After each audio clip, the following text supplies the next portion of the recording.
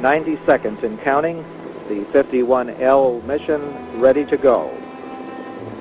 In Los Angeles, where it is 3 hours earlier than Florida, NBC's affiliate, KNBC, decided to cover the launch live.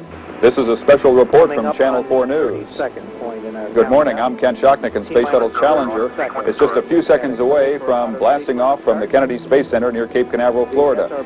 Let's take a look right now. Challenger finally getting ready to leave KSC. Its launch delayed a couple of times because of weather and mechanical problems. T-minus 15 seconds. The voice of launch control, Hugh Harris of NASA. T-minus 10, 9, 8, 7, 6. We have main engine start. 4, 3, 2, 1, and liftoff. Solid rocket boosters kicking in. 25th Space Shuttle mission, and it has cleared the tower. Challenger going into its roll. That's planned. Good roll program. Spiral away from pad 39B, the first use of pad 39B since the old Apollo days and the Skylab missions. It's chilly in Florida.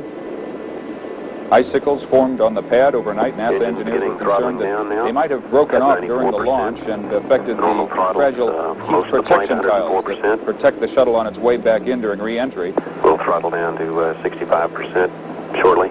Don't know what the effect might be just yet. The astronauts will take a look later on during the mission. Engines at 65%, 3 engines running normally, 3 good fuel cells, 3 good APUs.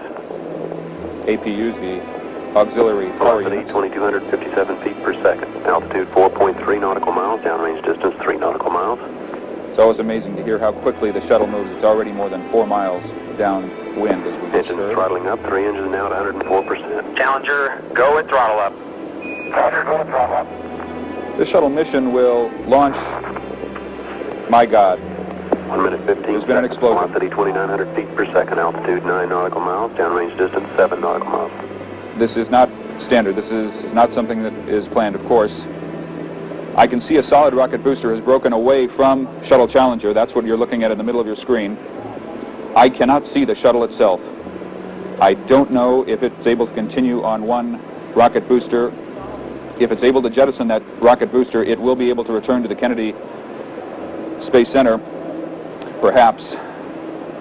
The shuttle engines are not enough to power the shuttle back down. It would have to shut Here down. looking very carefully at the situation. Obviously a major malfunction. I hope they were able to survive. I hope the astronauts... We have no downlink. We have absolutely no sign at all of the shuttle itself. All we saw was that one explosion only about a minute into the flight. And we saw the solid rocket booster. Now here's something coming down. I don't know what that is.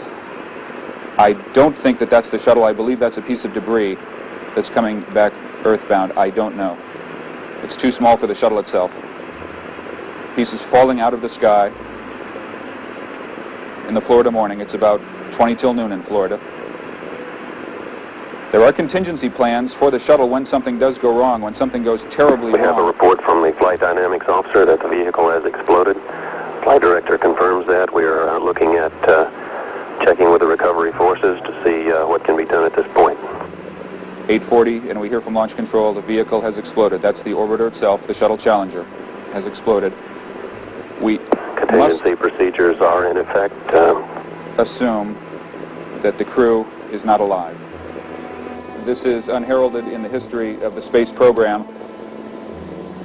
Ladies and gentlemen, I have covered the space shuttle launches since the very first launch, since before the first launch itself, going way back, and nothing like this has ever happened. Of course, there was the Apollo fire on the ground at the Kennedy Space Center, the Apollo 1 fire that killed 3 astronauts during a test run back in the 60s, but the shuttle program itself, to this time, has been untouched by any human problem.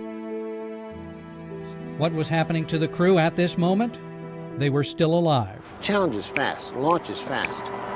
It's bang, and then it's a 2-minute ride down. And you're conscious, we know that. Astronaut Story Musgrave told me the crew survived in that white cloud. It was Challenger's fuel tank that exploded. The shuttle itself just broke apart. The crew compartment with its 7 living occupants was intact. The initial path of the crew cabin from the vapor cloud carried it across the path of an adjacent contrail, clearly revealing its truncated form and attitude. The left wing became visible at 78.531 seconds. The main engines and crew cabin are also identifiable. It took 2 minutes and 45 seconds for the crew cabin to hit the water. The impact speed was 207 miles an hour. A NASA statement released after the accident reads, "The forces to which the crew were exposed during orbiter breakup were probably not sufficient to cause death or serious injury." And later, NASA is unable to determine positively the cause of death of the Challenger astronauts, but has established that it is possible but not certain that the loss of consciousness did occur in the seconds following the orbiter breakup. Musgrave, who is a medical doctor and surgeon, is quite certain. You died when you hit the water. You know that? You think so? That's always been controversial. I didn't know, sir. There's nothing controversial about that. No. It's hard evidence. Yeah, you died when you hit the water. At the bottom of the ocean, investigators found that some of the crew's emergency oxygen masks had been turned on. Said another astronaut, Scobie fought for any and every edge to survive. He flew that ship without wings all the way down.